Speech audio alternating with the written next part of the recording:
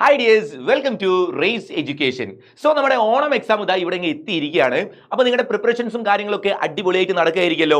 ഞാനിപ്പോൾ വന്നത് എന്തിനാന്ന് വെച്ചാൽ മാത്സ് എക്സാമിന്റെ സമയത്ത് നിങ്ങൾ ഓരോ ചാപ്റ്ററിനും എത്ര മാർക്കിനാണ് പരീക്ഷയ്ക്ക് ക്വസ്റ്റ്യൻ വരിക, കൃത്യമായിട്ട് പറഞ്ഞാൽ വെയിറ്റേജ് മനസ്സിലാക്കിക്കൊണ്ടായിരിക്കണം നിങ്ങൾ എക്സാമിന് പ്രിപ്പയർ ചെയ്യേണ്ടത്.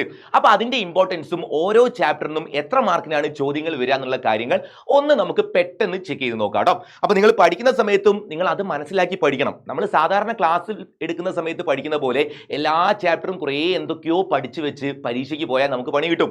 കറക്റ്റ് ആയിട്ട് ഓരോ ചാപ്റ്ററിനും എത്ര മാർക്കിന് ചോദ്യം വരും, ഏതൊക്കെ ചാപ്റ്റർ ഞാൻ ആദ്യം പ്രിപ്പയർ ചെയ്യണം, ഏതൊക്കെ പഠിച്ചാൽ എനിക്ക് പെട്ടെന്ന് സ്കോർ ചെയ്യാൻ പറ്റും, അല്ലെങ്കിൽ ഒരു ഒറ്റ ചാപ്റ്റർ പഠിച്ചാൽ തന്നെ ഞാൻ A+ലേക്ക് എത്തുമോ, ഇങ്ങനത്തെ കുറേ കാര്യങ്ങളാണ് നമ്മൾ ഇന്ന് ഡീൽ ചെയ്യാൻ പോകുന്നത്.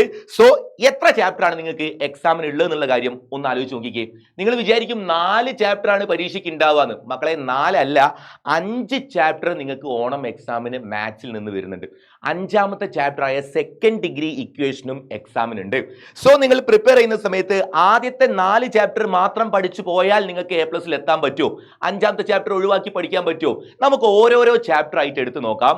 ആദ്യത്തെ ചാപ്റ്റർ ആയ അരിത്മെറ്റിക് സീക്വൻസ്, സമാന്തര ശ്രേണികൾ, ഈ ചാപ്റ്ററിൽ നിന്നും നിങ്ങൾക്ക് എത്ര മാർക്കിനാണ് ഓണം എക്സാമിന് ഈ വരാൻ പോകുന്ന പുതിയ സിലബസ് അനുസരിച്ചുള്ള അല്ലെങ്കിൽ പുതിയ പാറ്റേൺ അനുസരിച്ചുള്ള ക്വസ്റ്റ്യൻസിൽ എത്രമാത്രം ചോദ്യങ്ങൾ ഈ ഫസ്റ്റ് ചാപ്റ്ററിന് വരുന്നുണ്ട് നമുക്കൊന്ന് ചെക്ക് ചെയ്ത് നോക്കാം.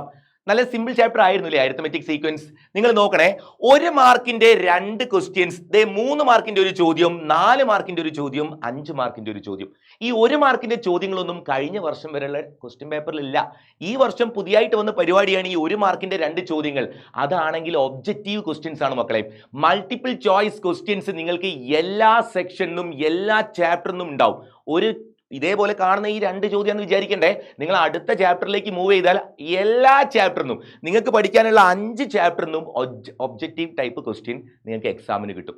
അപ്പൊ ആദ്യത്തെ 2 ഈ കാണുന്ന 2 1 മാർക്കുകളിലെ ഒബ്ജക്റ്റീവ് ക്വസ്റ്റ്യൻസ് ആണ്.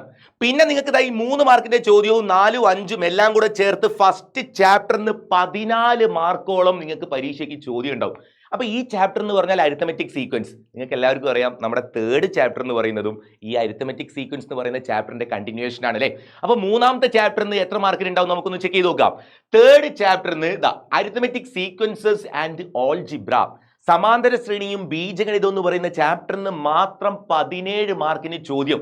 ഈ ചാപ്റ്ററിൽ നമ്മൾ എന്തൊക്കെയാ പഠിച്ചതെന്ന് ഓർമ്മയുണ്ടോ? ജനറൽ ഫോം, ബീജഗണിത രൂപം, അതേപോലെ സമ്മ് കണ്ടുപിടിക്കുന്ന കുറെ ഇക്വേഷൻസും കാര്യങ്ങളും ഓർമ്മയുണ്ടോ മക്കളെ?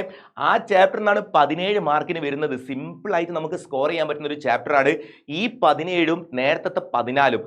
31 മാർക്കോളം വെറും 2 ചാപ്റ്ററിന്. രണ്ടായിട്ട് നിങ്ങൾ അത് കൺസിഡർ ചെയ്യേ വേണ്ട, അത് ഒരുമിച്ച് ഒരൊറ്റ ചാപ്റ്റർ ആയിട്ട് എടുത്ത് അങ്ങോട്ട് പഠിക്കുക. ഒരൊറ്റ ചാപ്റ്റർ 1ഉം 3ഉം നമുക്ക് ഇനി അങ്ങോട്ടേക്ക് ഒരൊറ്റ ചാപ്റ്റർ ആണ്. അത് പഠിച്ചാൽ നിങ്ങൾക്ക് 30 മാർക്കിന്റെ മുകളിൽ നിങ്ങൾക്ക് എക്സാമിന് സ്കോർ ചെയ്യാം. എത്ര മാർക്കാ പാസ്സാവാൻ വേണ്ടത്? 24 മാർക്കാണ് നമുക്ക് പാസ്സാവാൻ വേണ്ട മാർക്ക് അല്ലേ. അപ്പൊ 30 മാർക്കിന്റെ മുകളിൽ ഈ ഒരു ചാപ്റ്ററിന് 1 മീൻസ് ഫസ്റ്റും 3rd കൂടെ എടുത്തിട്ട് പഠിച്ചാൽ നമുക്ക് കിട്ടും. അപ്പൊ നിങ്ങൾ മിസ്സാക്കാതെ സിമ്പിൾ ക്വസ്റ്റ്യൻസ് ഒരുപാടുള്ള ചാപ്റ്റർ ആണ്, മസ്റ്റ് ആയിട്ടും പഠിക്കണം. പിന്നെ എല്ലാവർക്കും അറിയാം, സർക്കിൾ എന്ന് പറയുന്ന ഒരു ചാപ്റ്റർ ഉണ്ട് അല്ലേ, കുറച്ചൊരു വലിയ ചാപ്റ്റർ. നമ്മുടെ 2ാമത്തെ സർക്കിൾസ് ആൻഡ് ആംഗിൾസ്, വൃത്തങ്ങളും കോണുകളും. ആ ഒരൊറ്റ ചാപ്റ്ററിന് മക്കളെ നോട്ട് ചെയ്ത് വെച്ച ഒരൊറ്റ ചാപ്റ്ററിന് 22 മാർക്കിനാണ് ചോദ്യം വരാൻ പോകുന്നത്. അപ്പൊ ഈ സെക്ഷൻ നിങ്ങൾ എങ്ങനെയാന്ന് നോക്കിയാ, എങ്ങനെയാണ് ഇവിടുത്തെ ക്വസ്റ്റ്യൻ വരുന്നത്? നേരത്തെ പറഞ്ഞതുപോലെ തന്നെ 1 മാർക്കിന്റെ 2 ചോദ്യങ്ങൾ ഈ സെക്ഷനിലും ഉണ്ട്. അത് ഒബ്ജക്റ്റീവ് ക്വസ്റ്റ്യൻസ് ആണ്. നിങ്ങൾക്ക് സൈക്ലിക് ക്വാഡ്രിലാറ്ററൽ, ചക്രീയ ചതുർഭുജത്തിന്റെ കഥകളൊക്കെ അറിയില്ലേ? അതേപോലെ നമ്മൾ angle in a semicircle is right, അർദ്ധവൃത്തത്തിലേക്ക് മട്ടമാണെന്ന് പഠിച്ച 90 ഡിഗ്രിയുടെ കഥയൊക്കെ ഓർമ്മയില്ലേ? ഈ ഭാഗങ്ങളൊക്കെ ഒന്ന് ശ്രദ്ധിച്ചു വെച്ചോളുക. ആ സെക്ഷനൊക്കെ ആയിരിക്കും ഒബ്ജക്റ്റീവ് ക്വസ്റ്റ്യൻസ് കൂടുതലും വരാനുള്ള ചാൻസ് കേട്ടോ. പിന്നെ നമ്മൾ മുന്നോട്ടേക്ക് പോയാൽ എല്ലാ ടൈപ്പ് ക്വസ്റ്റ്യൻസും സർക്കിൾ ചാപ്റ്ററിന് വരുന്നുണ്ട്. 3 മാർക്കിന്റെ ചോദ്യം ഉണ്ട്, 4ൻ്റെതുണ്ട്, 5ൻ്റെതുണ്ട്. 5ന്റെ മുകളിലേക്കില്ല കേട്ടോ. നിങ്ങൾക്ക് മാക്സിമം വരുന്ന സ്കോർ എന്ന് പറയുന്നത് 5 മാർക്ക് ചോദ്യങ്ങളാണ്. അതിന്റെ മുകളിലേക്ക് നമുക്ക് വരുന്നില്ല. അത് തന്നെ എല്ലാ ടൈപ്പും കൂടെ ചേർത്തിട്ട് 22 മാർക്കിന്, ഒരൊറ്റ ചാപ്റ്ററിന് 22 മാർക്ക്. അപ്പൊ അതിന്റെ ഒരു ഇമ്പോർട്ടൻസ് മനസ്സിലാക്കുക. അതിൽ ഒരു ചോദ്യം എന്തായാലും കൺസ്ട്രക്ഷൻ ആയിരിക്കും, വരയ്ക്കാനുള്ള ഒരു ക്വസ്റ്റ്യൻ ഉണ്ടാവും. പിന്നെ ആംഗിൾ കാണുന്ന ചോദ്യവും ഉണ്ടാവും, കുറച്ചെണ്ണം പ്രൂവ് ചെയ്യുന്ന ടൈപ്പ് ക്വസ്റ്റ്യനും. പ്രൂവ് ചെയ്യുന്നത് ഭയങ്കര ഒരു ടഫ് ക്വസ്റ്റ്യൻ ഒന്നും ആവില്ല, നിങ്ങൾ പേടിക്കേണ്ട. നിങ്ങൾ ടെക്സ്റ്റ് ബുക്കിൽ ചെയ്ത് പഠിച്ച ആ ഒരു മോഡൽ കുറച്ചും കൂടെ കാര്യങ്ങൾ ഒന്ന് അപ്ലൈ ചെയ്ത് ചെയ്യാൻ പറ്റുന്ന രീതിയിൽ, നിങ്ങളെ കൊണ്ട് പറ്റുന്ന രീതിയിൽ രീതിയിലുള്ള ടൈപ്പ് ക്വസ്റ്റ്യൻസ് തന്നെയാണ് ഉണ്ടാവുക. പക്ഷേ കാര്യങ്ങൾ മനസ്സിലാക്കി പഠിക്കണേ. എന്താണ് ഈ പറഞ്ഞതുപോലെ സൈക്ലിക് ക്വാഡ്രിലാറ്ററൽ, അതിന്റെ കോൺസെപ്റ്റ് എന്താ, ഓപ്പോസിറ്റ് ആംഗിൾ ആഡ് ചെയ്താൽ എത്ര ഡിഗ്രിയാണ്, ഇങ്ങനത്തെ കുറെ പോയിന്റ് പഠിച്ചാലേ അത് നമുക്ക് അപ്ലൈ ചെയ്യാൻ പറ്റുള്ളൂ. അപ്പൊ നിങ്ങൾ പഠിക്കുന്ന സമയത്ത് വെറുതെ കുറെ ചോദ്യങ്ങളും ഉത്തരങ്ങളും പഠിച്ചു വെക്കാതെ കാര്യങ്ങൾ ക്ലിയർ ചെയ്ത് തന്നെ പഠിക്കുക. സർക്കിൾസ്, അരിത്തമെറ്റിക് സീക്വൻസസ്, ഈ 3 ചാപ്റ്ററും കൂടെ കഴിയുമ്പോഴത്തേക്ക് തന്നെ നമുക്ക് 53 മാർക്കോളം ഈ ജസ്റ്റ് 3 ചാപ്റ്ററിനായി. പിന്നെ നമുക്ക് 2 ചാപ്റ്റേഴ്സും കൂടിയാണ് ബാക്കിയുള്ളത്. ഓക്കെ, ഒന്ന് മാത്തമാറ്റിക്സ് ഓഫ് ചാൻസ്, സാധ്യതകളുടെ ഗണിതം എന്ന് പറയുന്ന 4ാമത്തെ ചാപ്റ്റർ. എല്ലാവർക്കും അറിയാവുന്ന ഒരു സിമ്പിൾ ചാപ്റ്റർ ആണ് അല്ലേ. പക്ഷെ സിമ്പിൾ ചാപ്റ്റർ ആണെന്ന് വിചാരിച്ച് ആളെ അങ്ങനെ മാറ്റി വെക്കണ്ട, അത്യാവശ്യം ഇമ്പോർട്ടന്റ് തന്നെയാണ് മക്കളെ. ഈ നടക്കാൻ പോകുന്നത് ഓണം എക്സാം ആണ്. അപ്പൊ ആകെ 5 ചാപ്റ്ററും 80 മാർക്കിന് പരീക്ഷയും. അപ്പൊ എല്ലാ ചാപ്റ്ററിനും അത്യാവശ്യം നല്ല രീതിയിൽ വെയിറ്റേജ് ഉണ്ടാവും. അതുകൊണ്ട് തന്നെ നമുക്കൊന്ന് ചെക്ക് ചെയ്ത് നോക്കാം. 4ാമത്തെ ചാപ്റ്റർ ആയ സിമ്പിൾ ചാപ്റ്റർ ആണെങ്കിൽ അതിൽ എത്ര മാർക്കിന്റെ ചോദ്യം ഉള്ളത് ഒന്ന് നോക്കിക്കേ. 17 മാർക്കിനുള്ള ചോദ്യങ്ങൾ ഈ ഒരൊറ്റ ചാപ്റ്ററിന് കിടക്കുന്നുണ്ട്. അത് നമ്മുടെ 3rd ചാപ്റ്റർ. അതേപോലെ 14 മാർക്കിനുള്ള ചോദ്യങ്ങൾ നമുക്ക് സാധ്യതകളുടെ ഗണിതം എന്ന് പറയുന്ന 4ാമത്തെ ചാപ്റ്ററിൽ നിന്ന് വരുന്നുണ്ട്. സാധ്യതകളുടെ ഗണിതം, മാത്തമാറ്റിക്സ് ഓഫ് ചാൻസ്. അറിയാലോ, ആ ടൈപ്പിലെ ചോദ്യങ്ങളൊക്കെ ഓർമ്മ ഉണ്ടല്ലോ. നമ്മൾ 3-4 ടൈപ്പ് ക്വസ്റ്റ്യൻസ് ആ ചാപ്റ്ററിൽ ഡീൽ ചെയ്യുന്നുണ്ട്. ജോമെട്രിക്കൽ പ്രോബബിലിറ്റിയും അതല്ലാതെ നമ്പേഴ്സ് വെച്ച് ചെയ്യുന്നതും, പിന്നെ നമ്മളൊരു ബോക്സിൽ കുറെ പന്തുകളും അല്ലെങ്കിൽ കുറെ മുത്തുകളൊക്കെ എടുത്തിട്ടുള്ള ആ ടൈപ്പ് ചോദ്യങ്ങളും, എല്ലാ ടൈപ്പ് ചോദ്യങ്ങളിൽ കൂടെ ഒന്ന് മൂവ് ചെയ്യുക. ഇവിടെയും ഒബ്ജക്റ്റീവ് ക്വസ്റ്റ്യൻസ് 2 ഉണ്ട് എന്നുള്ള കാര്യം മറക്കരുത്. 1 മാർക്ക് ക്വസ്റ്റ്യൻസ്, അത് കോൺസെപ്റ്റ് അറിയുന്ന കുട്ടിക്ക് പെട്ടെന്ന് ചെയ്തു പോകാൻ പറ്റുന്ന എളുപ്പമുള്ള ചോദ്യങ്ങളായിരിക്കും. അപ്പോൾ പഠിച്ചു പോയാൽ സുഖമായിട്ട് സ്കോർ ചെയ്യാൻ പറ്റുന്ന കുറച്ച് ചോദ്യങ്ങൾ. പിന്നെ ഈ സെക്ഷനിലൊക്കെ ഉള്ള വലിയ ചോദ്യം കണ്ടോ, ഈ 5 മാർക്കിന്റെ ക്വസ്റ്റ്യൻ, ഇതൊക്കെ നിങ്ങൾക്ക് മാർക്ക് എത്രയും പെട്ടെന്ന് സ്കോർ ചെയ്തെടുക്കാൻ പറ്റുന്ന ടൈപ്പ് ചോദ്യമായിരിക്കും ഈ 5 മാർക്കിന്റെ ക്വസ്റ്റ്യൻ ഒക്കെ. മോർ പേയേഴ്സ്, കൂടുതൽ ജോഡികൾ എന്ന് പറയുന്ന ലാസ്റ്റ് സെക്ഷൻ ഒക്കെ അല്ലേ നിങ്ങൾ ക്ലാസ്സിൽ ചെയ്ത സമയത്ത് ഓർമ്മ ഉണ്ടാവും. ആ ടൈപ്പിലുള്ള ചോദ്യങ്ങൾ ഒന്ന് പഠിച്ചു വെച്ചോ. 14 മാർക്കിന്. പിന്നെ നിങ്ങൾക്ക് ഒരു ചാപ്റ്ററും കൂടെ ബാക്കിയുണ്ട്. ആ ഒരു ചാപ്റ്റർ നമ്മുടെ അവസാനത്തെ ചാപ്റ്റർ, 2ാം കൃതി സമവാക്യങ്ങൾ. ചില സ്കൂളുകളിൽ ഈ ചാപ്റ്റർ എടുത്തിട്ടുണ്ടാവത്തില്ല, ചിലർക്ക് എടുത്തിട്ടുണ്ടാവും. പക്ഷേ സിലബസ് അനുസരിച്ച് നമുക്ക് 5 ചാപ്റ്റർ ആണ് എക്സാമിനുള്ളത്. അപ്പോൾ ഈ ചാപ്റ്ററിന് എന്തായാലും ക്വസ്റ്റ്യൻ ഉണ്ടാവും. നിങ്ങൾക്ക് എടുക്കാത്ത സ്കൂളിലെ കുട്ടികളാണെങ്കിൽ ടീച്ചർ ആ ചാപ്റ്ററിന് പകരം നിങ്ങൾക്ക് എടുത്ത ചാപ്റ്ററിൽ ക്വസ്റ്റ്യൻ ആക്കി മാറ്റി തരും കേട്ടോ.